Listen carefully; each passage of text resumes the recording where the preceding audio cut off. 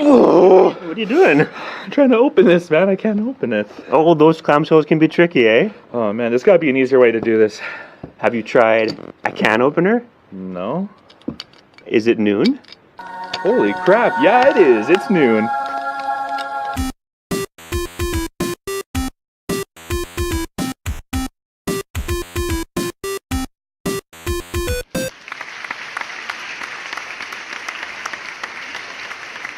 Hey, everybody. Thanks for staying up till noon. Thanks for staying up till noon. Yeah. My name is Ryan. My name is Cory. And I cut my hand a little bit when I was trying to open that package. So I have like you could tell I have like clear stress marks on my hands. And I shouldn't have tried so hard. I'm sure thousands of Americans and people around the world have done the same, which is why we're bringing you this educational episode. Yeah, those things suck to open. I don't know. I'm sure a lot of people are going to find it useful to open that piece of crap. So we're going to hopefully help you guys out with a couple of problems with simple fixes. And that means this episode is things you probably do the hard way. So yeah, things you probably do the hard way. I mean, a lot of these are very simple things, and I know I am probably do the hard way for all of these. Yeah. Or I just don't know of the easiest way. So I'll get started because this first one, I know me personally, my wife can attest that whenever we get anything bulk or if we get something delivered and it's in those nice fancy little bags or those thin plastic bags and it's double knotted and I just rip the freaking thing open. Oh yeah, I'm the same way. I can't untie the knots. Or I'll just like literally go from underneath and I'll just rip the bottom of it all fall out. Be like, done. Don't need to unbag anything. So for bag knots, you probably just normally break into the plastic bags just like I do with scissors or rip them open. You know, like I said, I'm the worst with those.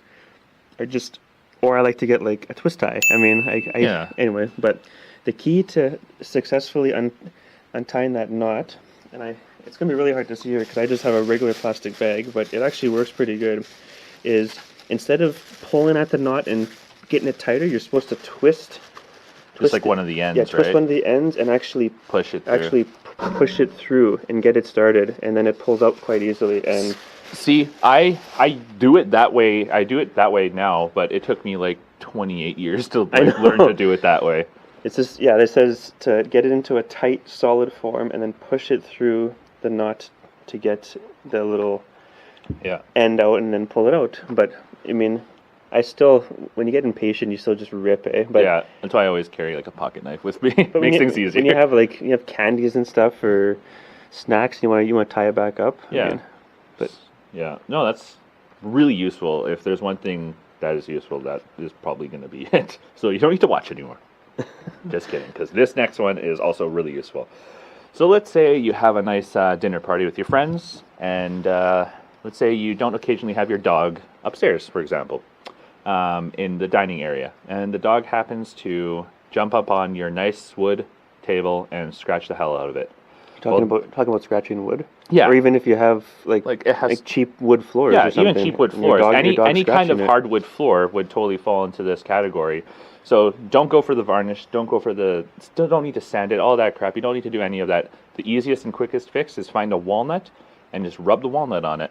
I didn't know this. This is pretty cool. But that's really cool. It's the reason why is because the oil from the walnut meat, so it has to be the meat, not the outer shell of it. And I've seen this done before. It's really cool. So the walnut meat is what actually does the work. Walnut oil penetrates the wood and can be used just as linseed or tongue oil to keep the wood furniture and floors from drying out. So, if it starts to dry out, that's the reason why they look like crap. So if you coat a scratch with the walnut, the scratch will blend back to the surrounding wood color. So all you got to do, simply rub the scratch area with the shelled walnut. And watch the scratch disappear. It's literally like magic. It's crazy how quick it works too, and it works. Like I've done it to my parents' their coffee table. This is a long time ago. This is like 10 or 15 years ago. But it worked like right away, and it made it look brand new. It was crazy. But then you had to walnut the whole entire table because the wood was just so old that it just needed to be like walnutted. That's what I like to call it. I was gonna say, can you buy like put your nuts on the table?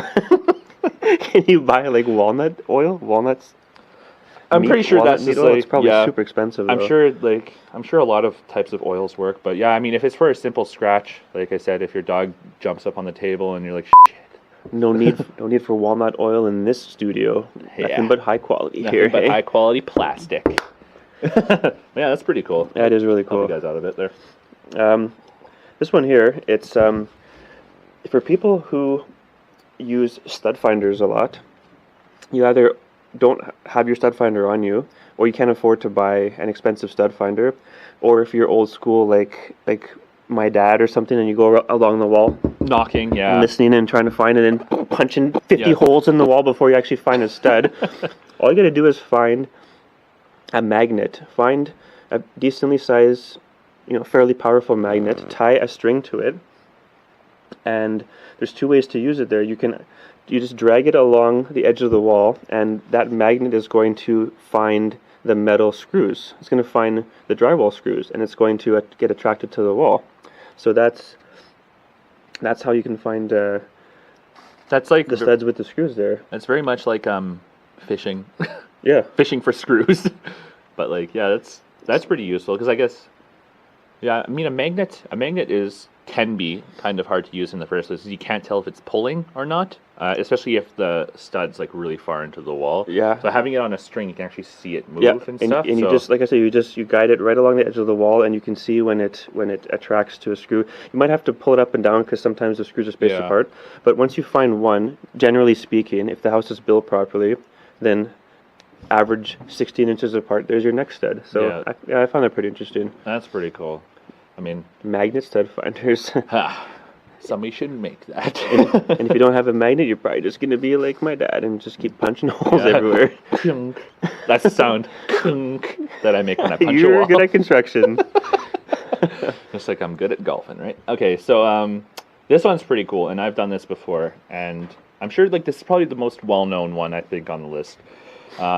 If you're looking to clean your microwave, the easiest way of doing it is putting a mix of water and white distilled vinegar, and putting it in the microwave.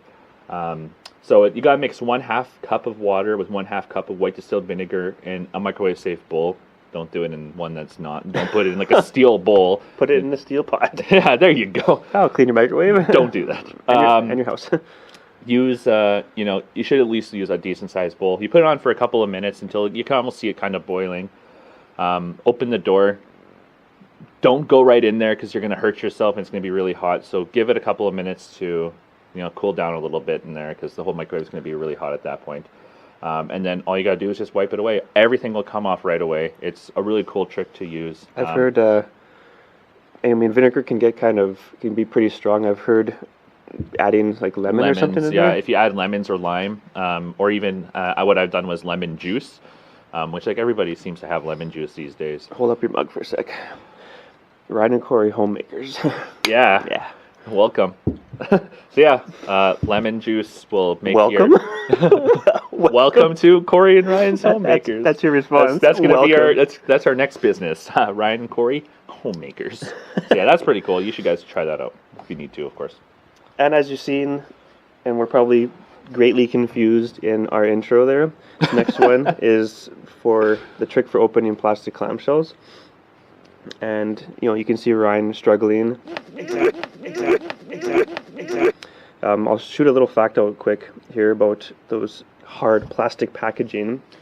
They were known as clamshells, oyster, or blister packs. Not sure why it's blister. Probably because I have a blister right now. Because you have a blister. Mainly introduced to deter shoplifting. Nice and also nice, big, easy display packages for keeping their things in the position that they want. Tamper-proof. But a fact here is, according to estimates from the Consumer Product Safety Commission, every year more than 6,000 Americans are treated for injuries relating to clamshells. And we're not talking little boo-boos from a Band-Aid. We're talking 6,000 people treated in emergency rooms trying to open these. That makes a lot of sense, though. Lacerations or puncture wounds. I was going to say, I'll admit this to the whole internet right now. I have cut myself seriously with these goddamn things before. I remember, like, opening it with a knife, and it's not so much the package that cuts you, it's what you use to open the package that cuts you. So although these may say 6,000 people have been treated due to these, it might not be from the actual plastic itself. It probably is because they're stabbing with a knife and they stab their hand. Or once you get it, you know how if you use scissors and you cut it and then you have that extremely jagged, so you just lock the can opener on the edge and it just goes all the way down. I'm not going to open all the way because he's going to return it. I'm going to return this. And we're really poor. Please buy something from us. I'm going to return this 60 photo keychain. Hey, from like 10 years ago. Hey, giveaway, up till noon giveaway. Who wants this? Maybe somebody does. Who wants this partially canned opened clamshell of a keychain that holds 60 photos? Share this video and you may get a chance to win this. There you go. Hey, our first giveaway. Legit. Yeah, we'll give this. We're gonna give this away. If you guys just share this video and share it on Facebook, spread the news, and you can have that awesome gift, partially opened by a can opener. Who can say that? Not many people. I'll take away the last one here. Prevent blisters with antiperspirant. I didn't know this at all. I didn't know that either. A study conducted with groups of cadets in the U.S. Military Academy of West Point found that applying antiperspirant to your feet reduces the odds of developing foot blisters. I wish I knew this fact like my whole entire life. You know? While as many as 48% of the cadets who used a placebo treatment complained of blisters, only 21% of those who treated their feet with antiperspirant before hiking suffered from foot blisters. So that's not it's a pretty good amount of people who didn't suffer from them from doing it. So the reason. Can you tell us here's why? Oh, absolutely. Do you have the here's why? You know it. Let's hear it. Friction causes blisters, and when your skin is sweaty or moist. Okay, friction causes blisters. Right, and then when your skin is sweaty or moist, you increase that friction of the odds of developing blisters. Obviously, everybody knows that. I mean, that's why you always wear socks because it's just going to cause more friction. But you only ever think about it under your pits. Oh yeah, totally. So obviously, antiperspirant fixes this problem because it's made to reduce sweat, less friction and all that crap. So if you are looking to get rid of some blisters, especially if you know you're going for a long walk. But just slap some on your feet. Also, make it smell good. Just make sure you don't lick the antiperspirant after that. Or for the bikers and stuff. Would you put it on your crotch? Would you put on your crotch and in your crack? Your crock and crack? Would you put it on your crock and crack? Crock. I can't even say it. Would you put it on your crotch and your crack? So yeah, that's all we have for. Hopefully, we provided some insight for you guys that'll make things a little easier.